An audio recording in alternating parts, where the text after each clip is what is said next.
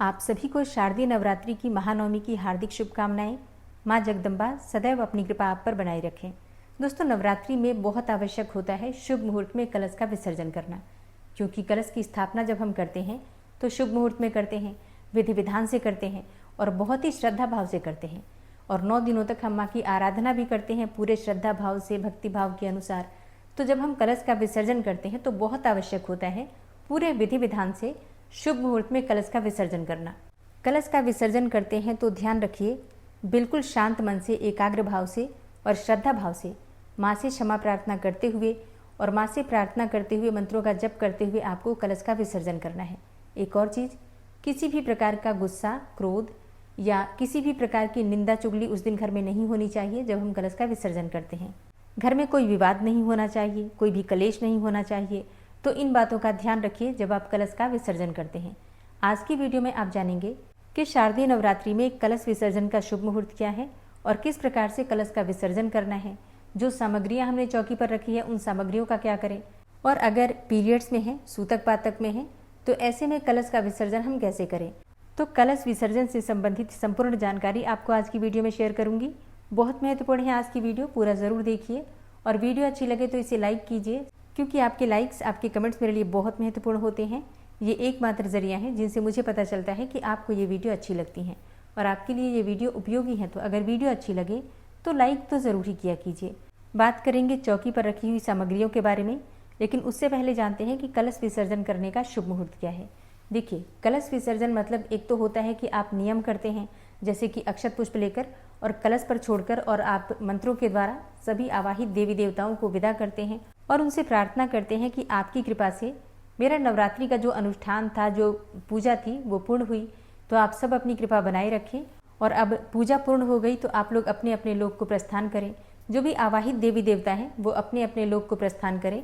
और फिर जब हमारे घर में कोई भी यज्ञ हो, अनुष्ठान हो, पूजा पाठ हो और मैं आपका आवाहन करूं, तो फिर आप मेरे घर में आकर हमारी पूजा को संपन्न करें, संपूर्ण करें।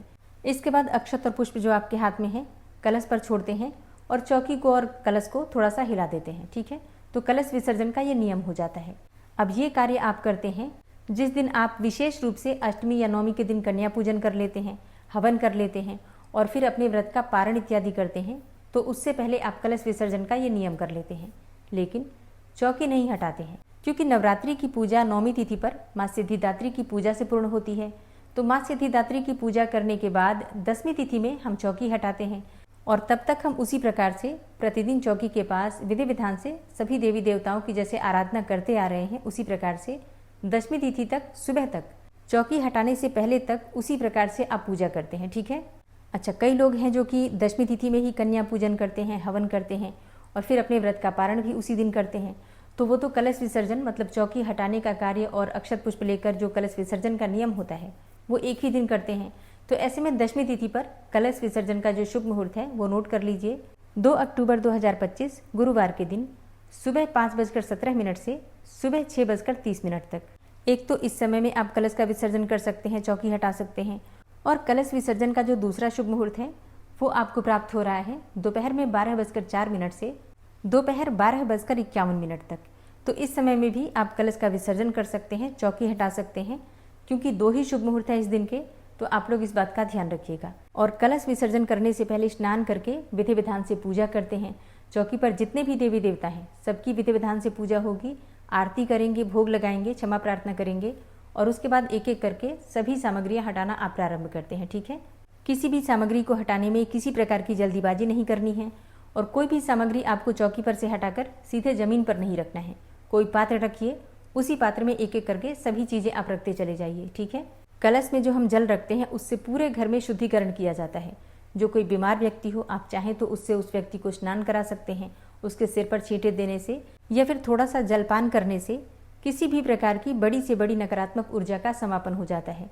तो ये जो जल होता है कलश का अभिमंत्रित जल होता है और इसका प्रयोग अपने घर में छिड़काव के लिए, अपनी दुकान पर छिड़काव के लिए और घर में प्रत्येक व्यक्ति इस जल में से थोड़ा थोड़ा, जैसे कि हम पंचामृत लेते हैं, चरणामृत लेते हैं, उसी प्रकार से पीना जरूर है। ठीक है। चलिए अब जानते हैं कि चौकी पर रखी हुई बाकी सामग्रियों का आपको क्या करना है। किस वस्तु का दान करें, कौन सी वस्तु विसर्जित करें और कौन सी वस्तु स्वयं आप प्रयोग कर सकते हैं। तो वीडियो को पूरा देखकर एक एक चीज़ समझ लीजिए ताकि आप बार बार परेशान न हो। तो सबसे पहले बात कलश की कर लेते हैं। कलश की जब हम स्थापना करते हैं तो बहुत सारी चीज़ें कलश में डाली जाती हैं शुभता के स्वरूप में, जैसे कि हल्दी, सिक्का, सुपारी और कमलगट्टे भी डाले जाते हैं। कई लोग गोमती चक्र भी डालते हैं। इसी प्रकार से जो भी सामग्री आप कलश में डालते हैं उसका आप क्या करेंगे। देखिए, कलश में जो सामग्रियां हैं सभी अभिमंत्रित हो चुकी हैं। एक तरीके से देखा जाए तो आपके लिए वो धन वर्षा पोटली का काम करती हैं। तो ऐसे में सिक्का, सुपारी, ये सभी चीज़ें निकाल लीजिए, थोड़ा सा सुखा लीजिए धूप में या फिर घर में पंखे के नीचे रख दीजिए। और साबुत हल्दी अगर आपने डाली है तो साबुत हल्दी, सिक्का, सुपारी, ये तीनों चीज़ें सुखाकर लाल कपड़े में बांधकर अपने घर में धन रखने के स्थान पर रख सकते हैं। व्यापारिक स्थल पर गले में रख सकते हैं या फिर आप अपने पर्स में रख सकते हैं। इससे आपके जीवन में धन की कभी कमी नहीं होती है। तो वर्ष में 2 बार नवरात्रि आती है, दोनों ही बार कलश की स्थापना की जाती है और जो चीज़ें इसमें होती हैं अगर आप उसका सही प्रकार से प्रयोग करते हैं तो आपके जीवन में आर्थिक तंगी नहीं होती है। बाकी कलश में जो लौंग इलायची है तो वो आप चाहें तो स्वयं खाने में प्रयोग कर सकते हैं या फिर विसर्जित कर दीजिए, घर के गमले में डाल दीजिए या फिर जल प्रवाह आप कर सकते हैं। अगर आपने गोमती चक्र डाला है, कमलगट्टे डाले हैं तो ये भी आप धन वर्षा पोटली में डाल सकते हैं, मतलब लाल कपड़े में जहां आप सिक्का सुपारी बांध रहे हैं उसी पोटली में आपको ये चीजें भी बांध कर रख देनी है। ठीक है, तो ये शुभता के स्वरूप में आपके घर में सदैव विराजमान रहती हैं। फिर जब अगली नवरात्रि आती है तो हम ये चीजें विसर्जित करते हैं और दूसरी बार जो कलश की सामग्री होती है उसको हम बांधकर फिर से अपने घर में रख देते हैं। ठीक है, तो ये आपके घर में निरंतर चलता रहता है। हर नवरात्रि में आपके जीवन में जो शुभता होती है वो आती रहती है। आप इस प्रकार से प्रयोग कर सकते हैं। अगर नहीं रखना चाहते हैं तो विसर्जित कर सकते हैं सभी चीजें। ठीक है, और जो कलश में हल्दी है इसका प्रयोग आप बहुत ही शुभ तरीके से कर सकते हैं। जैसे कि अगर आपके घर में कोई ऐसे बच्चे हैं जिनका विवाह नहीं हो पा रहा है, मतलब योग्य जीवन साथी नहीं मिल पाता, या फिर विवाह की बनते बनते बात और टूट जाती है, तो ऐसे में इस हल्दी का प्रयोग आप कर सकते हैं। आप चाहें तो इसे थोड़ा सा घिसकर और प्रतिदिन जल में मिलाकर स्नान कर सकते हैं या फिर एक ही बार इस हल्दी को पीस कर रख सकते हैं। जैसे कि हल्दी गीली है, आप छोटे छोटे टुकड़े कर दीजिए चाकू से और इसके बाद इसे थोड़ा सा सुखाकर और मिक्सी में डालकर पीस देते हैं तो बहुत आराम से पिस जाता है। फिर एक छोटी सी डिब्बी में भरकर रख दीजिए और जब स्नान करना हो तो जल में डालकर, मतलब चुटकी भर आपको जल में डालना है और स्नान कर लेना है। ये उपाय आप विवाह के लिए भी कर सकते हैं। अगर आपके दाम्पत्य जीवन में बहुत अधिक परेशानियां हैं, मतलब नहीं बनती है पति पत्नी की, तो ऐसे में आप स्वयं के स्नान के लिए भी प्रयोग कर सकते हैं। आपकी जन्म कुंडली में बृहस्पति बहुत खराब है जिसकी वजह से आर्थिक तंगी है, या फिर संतान सुख बाधित है, या दाम्पत्य जीवन खराब है, विवाह नहीं हो रहा है, किसी भी प्रकार की बृहस्पति से संबंधित परेशानी है तो आप इसका प्रयोग कर सकते हैं। स्नान के जल में मिलाकर स्नान करने के लिए और थोड़ा सा अपने माथे पर तिलक लगाने के लिए प्रतिदिन, जब तक ये है, मतलब काफी चल जाता है ये। और ये अभिमंत्रित है क्योंकि पूरे 9 दिनों तक आपने विधि विधान से माँ की आराधना की है, चौकी के पास बैठकर आप मंत्रों का जप करते रहे हैं, तो इसलिए इसका प्रभाव बहुत अधिक होता है। अब कलश की सामग्री की बात हो गई, लेकिन सबसे जरूरी होता है कलश पर रखा हुआ नारियल, उसका क्या करें। देखिए, नारियल का प्रयोग बहुत से लोग नहीं करते हैं खाने में, जबकि बहुत से भक्त हैं जो कि प्रसाद के स्वरूप में तोड़कर इसे खाते हैं, और कई भक्त हैं जो कि विसर्जित कर देते हैं, मतलब जल प्रवाह कर देते हैं, और कई भक्त हैं जो कि वर्ष भर इसे संभाल कर रखते हैं और उसके बाद जब अगली नवरात्रि आती है तब इसका जल प्रवाह करते हैं। तो आपके घर में जिस प्रकार से होता है आप कर सकते हैं, क्योंकि देखिए सबके घर में, सबके परिवार में परंपराएं अलग हैं। आप प्रसाद के स्वरूप में खाते हैं तो क्या इसका पाप लगता है, ऐसे बहुत सारे भक्तों के प्रश्न आते हैं। नहीं, बिल्कुल भी पाप नहीं लगता है। मतलब मंदिर पर जो हमने सामग्रियां अर्पित की हैं, क्या हम सभी चीजें जल प्रवाह कर रहे हैं? सभी चीजों का प्रसाद के स्वरूप में हम सेवन करते हैं ना, चाहे आप फल चढ़ाते हैं, मिठाइयाँ चढ़ाते हैं, तो आप प्रसाद के स्वरूप में नारियल भी खा सकते हैं और ज्यादातर घरों में यही होता है। तो इसमें कोई दोष नहीं है, प्रसाद है वो नारियल। आप इस नारियल को तोड़कर कन्याओं में बांट सकते हैं और स्वयं भी प्रसाद के स्वरूप में खा सकते हैं। अगर आपके यहाँ खाया जाता है तो, विसर्जन किया जाता है तो बिल्कुल आप कर सकते हैं, ठीक है। लेकिन हाँ, फिर जल प्रवाह ही कीजिएगा। इधर उधर पीपल के पेड़ के नीचे या फिर कहीं भी किसी भी वृक्ष के नीचे आप लोग जो डाल देते हैं नारियल, वो मत कीजिएगा, क्योंकि फिर आपको बहुत अधिक पाप लगेगा। कई लोगों के पैरों में आता है, कभी सड़क पर इधर उधर घूम रहा होता है वो नारियल, तो ऐसा मत कीजिएगा। अगर विसर्जित किया जाता है तो जल प्रवाह ही करना है, ठीक है। कलश के नीचे जो आप आम के पत्ते रखते हैं, पंच पल्लव, इसका क्या करें। देखिए, जो पंच पल्लव है या फिर जो प्रतिदिन आप पान के पत्ते अर्पित करते हैं या जो हम फूल इत्यादि चढ़ाते हैं प्रतिदिन माता को, ये सभी चीजें विसर्जन में जाती हैं। मतलब जितनी चीजें हम प्रयोग नहीं कर सकते हैं उन सभी चीजों को विसर्जित करेंगे, और जिन चीजों का आप प्रयोग कर सकते हैं, जैसे कि सुहाग की सामग्री आप अर्पित करते हैं तो उसका स्वयं भी प्रयोग कर सकते हैं। चाहे तो कुछ चीजें दान कर सकते हैं किसी सुहागन स्त्री को। जो लौंग, इलायची, सिक्का, सुपारी आप अर्पित करते हैं प्रतिदिन उपाय के स्वरूप में, या फिर जो दक्षिणा अर्पित करते हैं, देखिए, जो दक्षिणा आप अर्पित करते हैं ये चीज़ें हम कन्याओं में ही बांट देते हैं। मान लीजिए कन्याओं को नहीं दिया है तो घर के आसपास कोई भी मंदिर है तो मंदिर में आप दान पेटी में डाल दीजिएगा, ठीक है। जो भी आपने सिक्के या फिर पैसे जो चढ़ाए हैं आपने मंदिर पर दक्षिणा के स्वरूप में, वो चीज़ें जाती हैं मंदिर में या फिर कन्याओं को। और कुछ चीज़ें हम अर्पित करते हैं, मतलब कुछ सिक्के या फिर कुछ पैसे हम अर्पित करते हैं माता के पास, इसलिए क्योंकि वो पैसे हम उठाकर अपने गले में या फिर तिजोरी में रखते हैं। तो इस भाव से जो हम चढ़ाते हैं माँ को, फिर वो नवरात्रि जब पूर्ण हो जाती है तो वो पैसे आप उठाकर अपने गले में तिजोरी में रखते हैं शुभता के स्वरूप में, ठीक है। तो वो कुछ पैसे हम रखते हैं तिजोरी में माँ को अर्पित करके, वो शुभता के लिए रखते हैं, वो आप लोग रख लीजिएगा। इन पैसों को खर्च नहीं किया जाता है, मतलब संभाल कर ही रखा जाता है। जब ये इकट्ठे हो जाते हैं, मतलब कुछ अमाउंट में हो जाते हैं, तो इन पैसों से आप कुछ खरीदारी कर सकते हैं, जैसे कि सोने चांदी इत्यादि खरीद कर हम रख देते हैं। तो ये कार्य आप कर सकते हैं, ठीक है। और जो दक्षिणा के पैसे हैं वो आप दान कर दीजिएगा, ठीक है। मंदिर पर जो लौंग इलायची हम चढ़ाते हैं उसका क्या करें, जो प्रतिदिन उपाय में या फिर पान के पत्ते में चढ़ाते हैं। देखिए, जो लौंग इलायची होती है आप उसे खाने में, मसाले में, चाय में प्रयोग कर सकते हैं। इसी प्रकार से जो बतासे हम चढ़ाते हैं प्रतिदिन, ये भी आप प्रसाद के स्वरूप में खा सकते हैं। जैसे कि प्रतिदिन फल या मिठाइयाँ आप अर्पित करते हैं भगवान को या फिर माता रानी को, तो स्वयं उसका प्रसाद के स्वरूप में ही सेवन करते हैं। उसी प्रकार से बताशे इत्यादि भी जो हम चढ़ाते हैं उसका भी प्रसाद के स्वरूप में सेवन करते हैं, ठीक है। अब बात करते हैं कि जो हम कलावा लपेटते हैं कलश में, उसका क्या करें, या फिर जो नारियल पर हमने कलावा लपेटा है उसका क्या करें। देखिए, कलावा आप अपने हाथों में बांध सकते हैं, परिवार में किसी भी सदस्य के हाथ में उसे बांध सकते हैं। रक्षा सूत्र है और बहुत सारे मंत्रों से अभिमंत्रित है, बहुत सारी सकारात्मक ऊर्जा है उसके अंदर। तो कलावे को अपने घर में, परिवार में किसी के भी हाथ में बांध सकते हैं आप, ठीक है। माता की चौकी पर जो आप वस्त्र बिछाते हैं उसका क्या करें, वो धोकर आप रख दीजिए और दोबारा कभी भी पूजा होती है तो हम उस कपड़े का प्रयोग करते हैं, ठीक है। माता की फोटो या विग्रह जो आप स्थापित करते हैं उसे विसर्जित नहीं करना होता है, आप उसे उठाकर वापस अपने मंदिर में रख दीजिए, ठीक है। और प्रतिदिन उनकी पूजा कीजिए, ठीक है। माता की जो चुन्नी है उसका क्या करें। देखिए, चुन्नी भी माता की है और माता जहाँ पर आप विराजित करेंगे तो माता जी को ही फिर से वो चुन्नी चढ़ा सकते हैं, मतलब उनके सिर पर उड़ा सकते हैं, ठीक है। और या फिर रख दीजिए, बाद में प्रयोग कर सकते हैं। और अगर बहुत सारी हैं और आप नहीं रखना चाहते हैं तो आप विसर्जित भी कर सकते हैं। विसर्जित ऐसी जगह पर कीजिएगा जहाँ पर किसी का पैर न पड़े, ठीक है। तो जो भी सामग्री हम विसर्जित करें हमें ध्यान रखना है, कहीं भी इधर उधर नहीं डालना है, या तो जल प्रवाह करना है या फिर थोड़ी सी मिट्टी खोदकर और मिट्टी में दबा दीजिएगा ताकि किसी के भी पैर न पड़े। अच्छा, कई लोगों के प्रश्न आते हैं कि हम साड़ी चढ़ाते हैं माँ को, सूट चढ़ाते हैं, तो उसका क्या करें। देखिए, ये फिर आपकी अपनी इच्छा पर निर्भर करता है। आप चाहें तो ये दान कर सकते हैं या फिर माँ का प्रसाद है, प्रसाद के स्वरूप में आप स्वयं इसका प्रयोग कर सकते हैं, स्वयं धारण कर सकते हैं, ठीक है। अब बात करें कि जो अखंड दीप हम प्रज्वलित करते हैं उसका क्या करें। देखिए, धातु का है तो धोकर आप रख दीजिए, कभी भी पूजा में प्रयोग कर सकते हैं। और मिट्टी का है तो विसर्जित कर दिया जाएगा। इसी प्रकार से अगर कलश आपका मिट्टी का है तो आप विसर्जित कर दीजिएगा, या फिर घर में कोई पौधा लगाने में प्रयोग कर सकते हैं। और अगर धातु का है तो आप धोकर रख सकते हैं, दोबारा उसका प्रयोग करेंगे फिर से पूजा में, किसी भी पूजा में, ठीक है। अब बात करते हैं कि आपने जवारे बो रखे हैं तो जवारों का क्या करना है।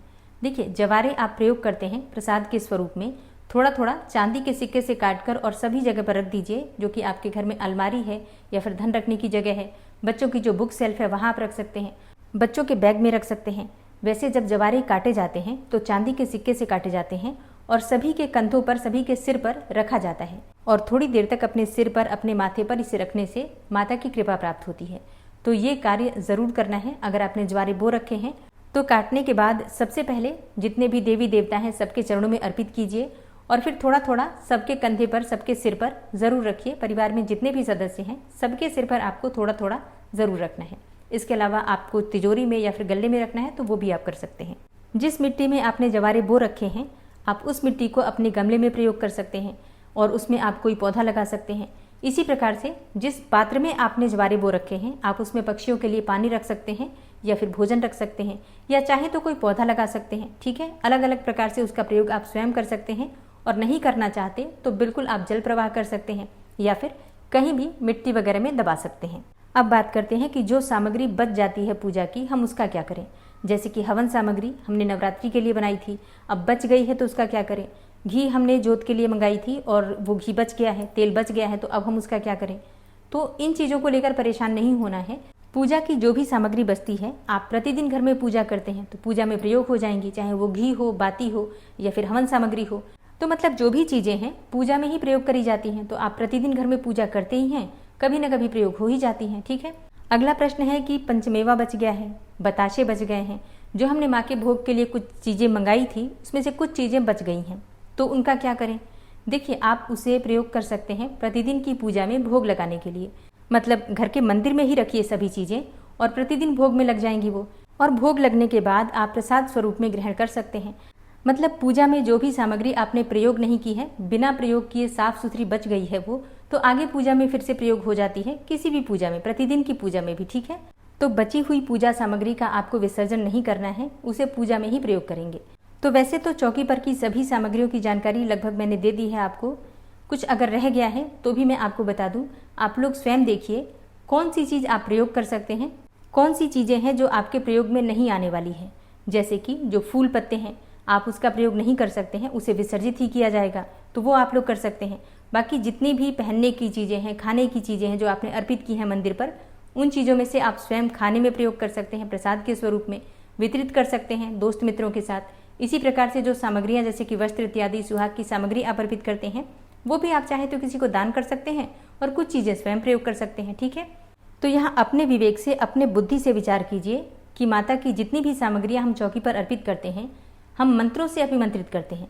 मतलब वहाँ बैठकर जो दिन रात पूजा होती है उसके द्वारा वो सभी सामग्रियाँ अभिमंत्रित हैं। तो जो भी उन चीज़ों को प्रयोग करेगा उसे उस मंत्र का लाभ प्राप्त होगा, उसके जीवन में सकारात्मक ऊर्जा आएगी। तो आप लोग ज़्यादा से ज़्यादा चीज़ें प्रयोग करने का प्रयास कीजिए, ना कि सभी चीज़ें विसर्जित करने का, ठीक है। तो चौकी पर से सामग्री हटाने का कार्य हम करेंगे 10वीं तिथि को, यानी कि 2 अक्टूबर 2025 को, ठीक है।